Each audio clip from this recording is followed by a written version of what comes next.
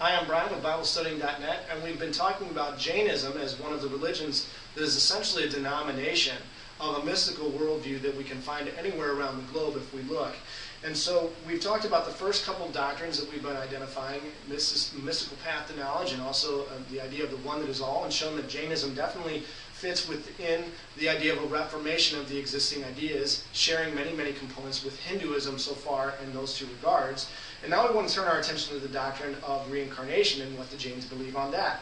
According to the American Heritage Dictionary, Jainism essentially believes in the immortality and transmigration of the soul. So very straightforward there. It definitely believes in reincarnation. Next, concerning the issue of salvation, how do the Jains define salvation?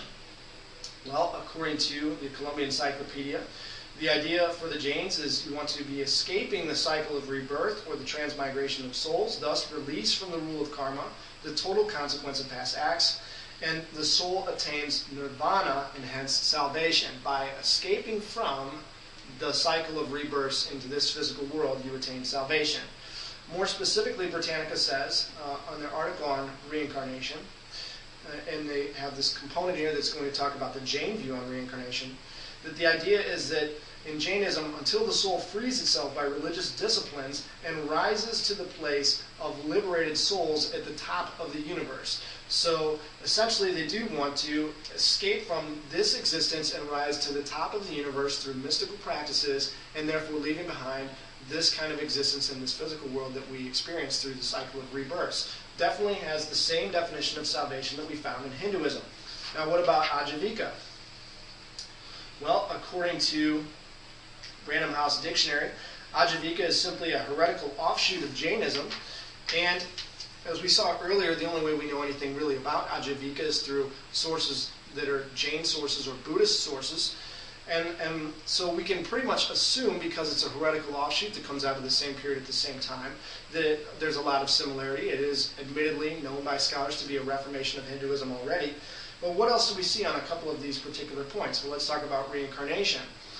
Concerning reincarnation, the Encyclopedia Britannica 2004 Deluxe Edition states that Ajivika, the sect's opponents, portrayed Ajivika as professing total determinism in the transmigration of souls and the series of rebirths. So they definitely profess the transmigration of souls and rebirth, but the difference between them and, say, the Jains or the Buddhists was the Ajivika group believes that there's total determinism, there's fate in this process, and the other groups rejected that. But they agreed to the idea of reincarnation. Now, what is their definition of salvation? Well, again, I think we can just simply infer that it's basically the same as the other groups. Because they are coming out of the same area at the same time, this is known to be a heretical offshoot of Jainism. We already know what Jainism believes, so we don't really have to go too far in this particular area. We can infer it, and that's where we're at with that. So Ajivika also becomes essentially just a reformation, and a currently extinct reformation, because no one currently adheres to this particular worldview, but it's an extinct reformation of the ideas of Hinduism in the 6th century BC. Next, let's talk about Buddhism. What does Buddhism believe? Let's talk about the mystical path and this idea of rejecting reason and evidence as the means by which we gain true knowledge. And this particular doctrinal point, Britannica states in its article on nirvana, that in Indian religious thought, nirvana is the supreme goal of meditative disciplines, and the concept is most characteristic of Buddhism, in which it signifies the transcendent state of freedom achieved by the extinction of desire in individual consciousness.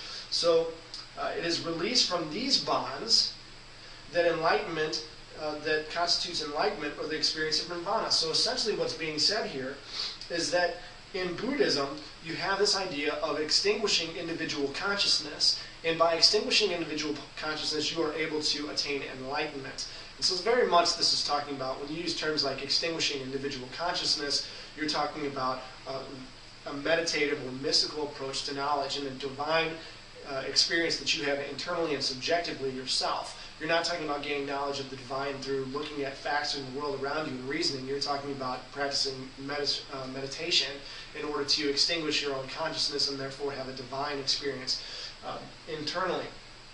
So definitely we can categorize Buddhism as a mystical religion and having a mystical view of how we attain knowledge. And what about their doctrine of the one that is all. How does Buddhism sit with this particular doctrine? Well, according to Britannica in their article on pantheism, which is the doctrine that the universe is God, and conversely that there is no God apart from the substances, forces, and laws manifest in the universe, pantheism characterizes many Buddhist and Hindu doctrines. Very simply put. In addition, on their article on Buddhism itself, Britannica says that the Buddha is reported to have said there is an unborn, an unoriginated, an unmade, and an uncompounded. And if there were not, there would be no escape from the world. And so essentially you do have this component there already being hinted at the idea of escape from the world to become a part of this uncompounded, formless, nameless one. And so we'll continue to see that kind of language even further as we look at things like Taoism. They're all going to use the same sort of basic descriptions, but even Platonism, we will see, uses similar types of descriptions. Definitely, Buddhism falls into the idea of a religion that believes in the one that is all. Next, the doctrine of reincarnation. Well, in their article on Nirvana, as we've already sort of talked about a little bit what Nirvana is, the Columbia Encyclopedia states that in Buddhism, Jainism, and Hinduism, Nirvana is a state of supreme liberation and bliss contrasted to samsara, or the bondage in the repeating cycle of death and rebirth. The idea here is that instead of being reborn into this existence, you want to escape from this existence and obtain nirvana. It's simply that. And so definitely it affirms the idea of the cycle of death and rebirth, but it also hints at their understanding of salvation. What is salvation in the Hindu or in the Buddhist worldview?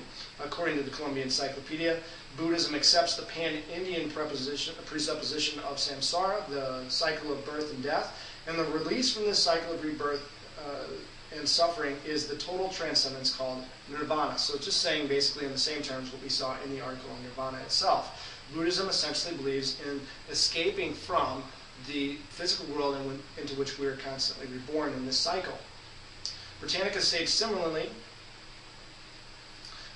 something we've already seen, so I'm not going to reread that article. It basically just states that Buddhism most characteristically believes in the idea of attaining a transcendent state of freedom from the cycle of rebirth through the extinction of individual consciousness.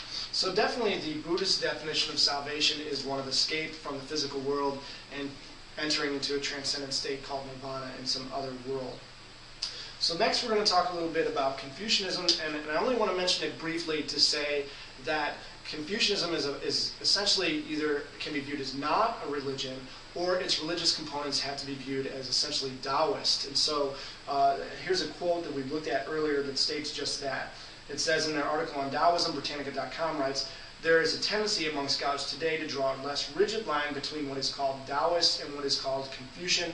The two traditions share many of the same ideas about man, society, the ruler, heaven, and the universe." And so these views, Taoism and Confucianism, can be viewed together when we talk about these particular doctrines. Let's look then at Taoism and these 4 points of doctrine.